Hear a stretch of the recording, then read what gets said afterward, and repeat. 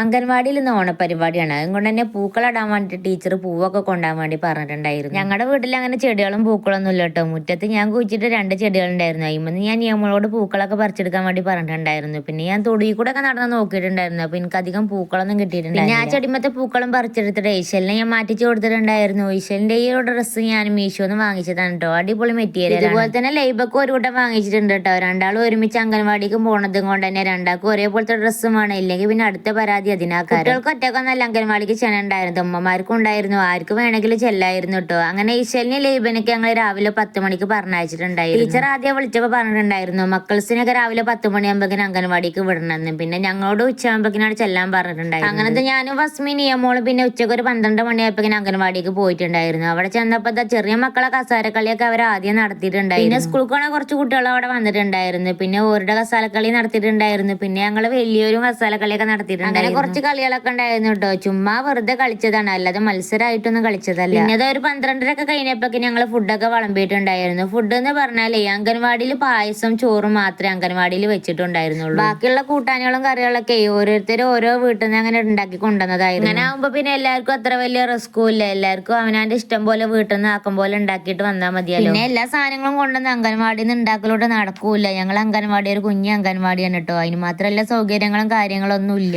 ആദ്യം തന്നെ അംഗൻവാടിത്തെ കുട്ടികൾക്കും അതുപോലെ തന്നെ സ്കൂൾക്ക് പോവാതെ കുറച്ച് കുട്ടികളുണ്ടായിരുന്നു. അവർക്കാണ് ആദ്യം ഫുഡൊക്കെ കൊടുത്തിട്ടുണ്ടായിരുന്നു. പിന്നെ രണ്ടാമത്തെ ട്രിപ്പിൽ കുറച്ച് വെല്ലുവിളി ഇരുന്നിട്ടുണ്ടായിരുന്നു. അപ്പോഴേക്കും കാക്കൂന്റെ ഫ്രണ്ട്സും ഒക്കെ പാടെ വന്നിട്ടുണ്ടായിരുന്നു. ഓലെ എല്ലാവരും വന്നപ്പോൾ ഞങ്ങൾ കുറെ ഓലോട് പറഞ്ഞിട്ടുണ്ടായിരുന്നു ഫുഡ് കഴിച്ചോളുന്ന. ടീച്ചറും ഞങ്ങളൊക്കെ പറഞ്ഞു. പക്ഷെ അവർക്ക് ഫുഡ് വേണ്ടെന്ന് പറഞ്ഞതുകൊണ്ട് തന്നെ അവർക്ക് പായസം പപ്പടൊക്കെയാണ് കൊടുത്തിട്ടുണ്ടായിരുന്നു. നമ്മളെടുത്ത് കൊടുക്കേണ്ട ആവശ്യമൊന്നുമല്ല. അവർക്ക് വേണ്ടത് അവരെന്നെ എടുത്ത് കുടിച്ചോളൂ. അങ്ങനെ അവരൊക്കെ കുടിച്ചിട്ട് പിന്നെ കുറച്ച് കഴിഞ്ഞേക്ക് ഓലൊക്കെ പോയിട്ടുണ്ടായിരുന്നു. സത്യം പറഞ്ഞ അത്രയും വലിയൊരു പരിപാടി ഒന്നും കരുതിയിട്ട് തന്നെ ഉണ്ടായിരുന്നില്ല കേട്ടോ. ഏതായാലും ഒരുപാട് ആൾക്കാരുണ്ടായിരുന്നു. പരിപാടി ഏതായാലും ഉഷാറായിട്ടുണ്ടായിരുന്നു. അതിന്റെ ഇടയ്ക്ക് കാക്കൂന്റെ ഫ്രണ്ട് കുട്ടികൾക്ക് മുട്ടായി ഒക്കെ കൊടുത്തിട്ടുണ്ടായിരുന്നു. ആളുടെ വണ്ടിയിൽ മുട്ടായി എപ്പോഴും സ്റ്റോക്ക് ഉണ്ടാവത്തില്ല. മക്കളെ കണ്ട മുട്ടായി കൊടുക്കല് ഷുവറാണ്. പിന്നെ ഓലൊക്കെ പിരിച്ചു വിട്ടിട്ടാണ് ഞങ്ങളൊക്കെ ഫുഡ് കഴിക്കാൻ വേണ്ടി ഇരുന്നിട്ടുണ്ടായിരുന്നത്. ഞങ്ങളും ടീച്ചറും അങ്ങനെ കുറച്ച് ആൾക്കാരെ ലാസ്റ്റാണ് ഞങ്ങൾ ഫുഡ് കഴിക്കാൻ വേണ്ടി ഇരുന്നിട്ടുണ്ടായിരുന്നു. ചോറും പായസമൊക്കെ ഒരുപാട് ഉണ്ടായിരുന്നു കേട്ടോ. പക്ഷെ കൂട്ടാനുള്ള അതിന് മാത്രമൊന്നും ഉണ്ടായിരുന്നില്ല. ഞങ്ങൾ ഇരുന്നപ്പോഴേക്കും ഏകദേശമൊക്കെ കഴിഞ്ഞിട്ടുണ്ടായിരുന്നു. ഞങ്ങൾക്ക് പിന്നെ 2-3 ഐറ്റംസ് ഒക്കെ ഞങ്ങൾക്ക് കിട്ടിയിട്ടുണ്ടായിരുന്നു. ഓരോരുത്തരും ഉണ്ടാക്കി കൊണ്ടുവന്നുകൊണ്ട് തന്നെ വ്യത്യസ്ത ടേസ്റ്റ് ആയിരുന്നു കേട്ടോ. സദ്യ ഏതായാലും ഉഷാറായിട്ടുണ്ടായിരുന്നു. അപ്പൊ ഇത്രേ ഉള്ളൂ ഈ ഒരു വീഡിയോ. അടുത്തൊരു വീഡിയോ ആയിട്ട് വീണ്ടും വരാം.